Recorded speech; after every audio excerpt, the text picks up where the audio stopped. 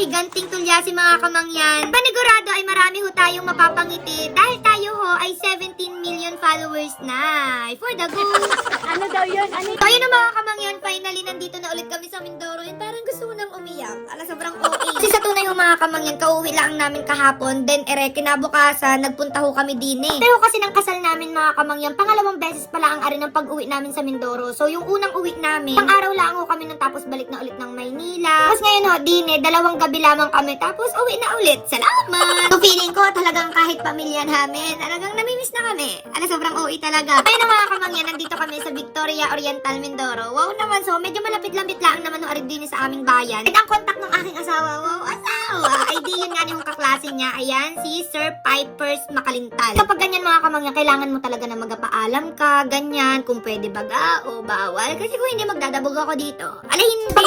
Pagkarating namin din mga kamangyan, grabe, sobrang init ng pagtanggap nila. Parang napapaso na ako.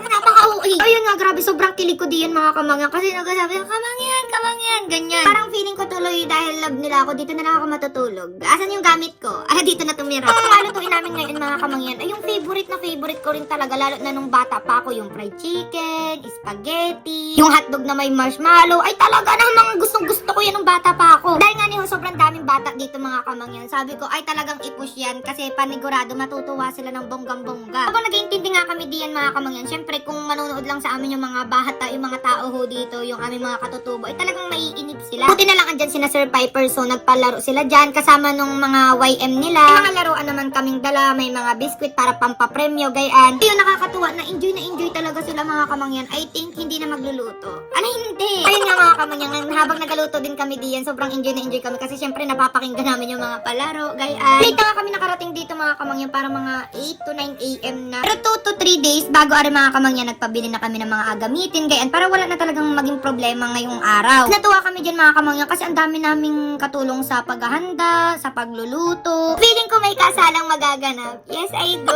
Tapos ka na doon. Balak din pala namin nung una mga kamangyan, sa bahay kubo kami magaluto kasi gayon yung gawa namin dati. So nga nila, ang baka gabi na hindi pa kami tapos. Salamat! Kasi nga nila kapag nandun kami sa bukid, sa bahay kubo, talaga namang chismisan malala. Mas marami pa yung nachismis kaysa doon sa naluto. Kaya sabi namin, sige, dalhin na lang doon lahat ng kailangan, lahat ng alutuin. Talagang tuloy-tuloy. Ayan, sobrang happy ko talaga ngayon mga kamangyan kasi are, magaluto na ulit tayo. Tapos ang dami pa nating mapapasaya. Kasi nga ni, di ganung nakaraan, talagang naging busy kami gawa nga ni hunong sa kasal. Kaya sabi namin mga kamangyan, after ng kasal, talagang babawi kami sa inyo. I-request nyo lahat ng mga gusto nyong lutuin namin. Kaya kasi alam kong na-miss nyo din. Kung na-miss nyo yung pagluluto namin mga kamangyan, ay di lalo na kami talagang times 10 yung pagka-miss namin. Kasi syempre parang halos araw-araw namin yan inagawa dati. So ayan, tuloy-tuloy pa rin pala yung pagpapalaro nila diyan mga kamangyan. And grabe, naalala ko dati nung mga bata pa kami. May mga napunta din sa barangay namin na gayaan, hanggang sa school. May mga feeding program, may mga nagapamigay ng mga school supplies, ganyan. May mga nagapamigay din ng mga laruan, nagapalaro. At tuwan-tuwa talaga kami noon. Tapos nagkakaroon pa ako ng crush noon. Grabe, bata pa lang, alam mo na talagang maharap. Tapos dati din pala mga kamangyan, di ka kapag malnourished ka, may libreng pamerienda, libreng ulam sa tanghali, basta may libreng pakain sa school. Tapos parang proud na proud pa ako nung napayatot ako, gayang kasi nga may libreng pagkain. Salamat! Ayun, ang saya makita ng mga ngiti ng mga bata dito mga kamangyan na sa mga simpleng bagay lamang, tuwan-tuwan na sila. Kasi syempre, minsan din tayo naging bata. Alam natin kung ano yung gusto nila, yung ayaw nila, gayaan. Ako noon, parang ayaw ko yung pinapabasa ako sa tanghali.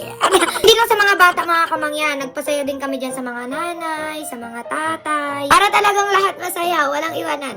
Sobrang OA. So, ayun, balik na ho pala tayo din ng mga kamangyan. Bale, yung binili ho pala namin na karning manok ay nasa 30 kilos. Tapos yung spaghetti naman ho ay 20 kilos. Tapos meron din ho pala kaming bigas na asaingin. Dinamihan na rin ho pala namin ng dalang bigas mga kamangyan para just in case kapusin sa kanin, meron pa kaming extra na asaingin. So, ayun mga kamangyan, bale nagtulong-tulong na nga ho kami diyan para saktong alas 12 matapos na rin aming mga inaluto para makakain na ng tanghalian. Buti na lang din talaga mga kamangyan, meron din na extra na mga tulyase, na mga kahoy, gayaan. May mga gamit naman ho kaming dala mga kamangyan, may mga tulyase, kutsilyo, tagtaran, lahat talaga ng mga agamitin sa pagluluto. Pero baka mas matagalan kami kung wala silang extra na gamit din kasi kagaya niyan, nakakapagsabay-sabay na kami na magluto. May nagasali nagsasaing din sa kabila, may nagaprito dito sa kabila, nagaluto na ng spaghetti, ay talagang parang kahit 10 putahe kaya pagsabay-sabayin. Sobrang OA. Kasi kaya kami nagatagal dati sa pagluluto sa kubo mga kamangyan, kasi unti talaga yung gamit namin, hanggang sa unti-unti, nag-invest na kami, dapat ganito na yung tulyase, dapat 74 pieces. Parang 74 pieces, sobrang dami naman nun. Ito pa mga kamangyan, ang kasama ko dito, hindi lamang si Kuya Julius nyo, kundi as in talagang buong family namin. Lang na lang pati mga pamangkin namin, isama namin dihine. Kasi talagang biniro ko rin na bakit hindi nyo isama sina JC, sina Asher. Sabi nga ng mga magulang nila, baka daw hindi sila makatulong kasi baka alam nyo na mga bata, baka biglang sumpungin, mag-iiyak na diyan. Talagang baka hindi pa ariloto, talagang magyakag na pauwi. Salamat! Pero wag kayong mag-alala mga kamangyan, sa susunod asama namin. Para habang bata pa sila, yan nakikita na nila yung mga ganitong bagay at madala nila yun hanggang sa pagtanda nila. Kapag mga bata mga kamangyan, natanim talaga yan sa isip nila, tapos agayahin nila, gayaan. So,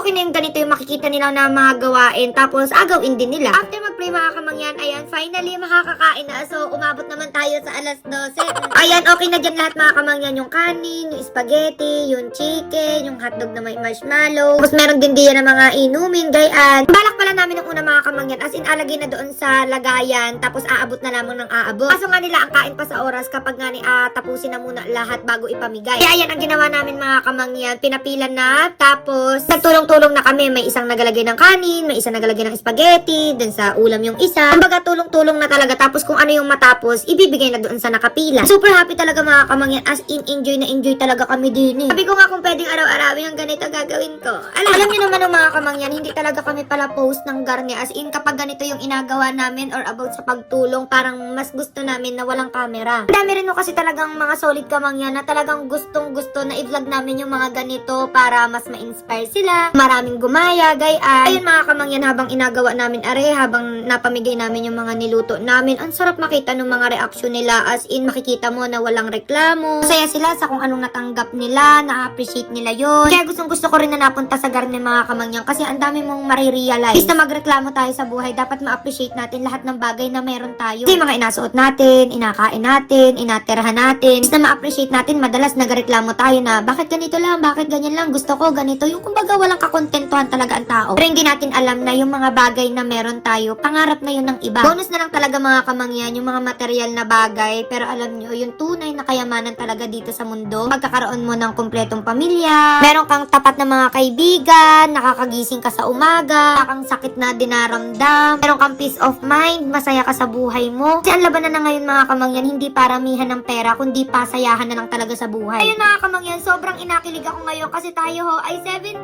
million followers na.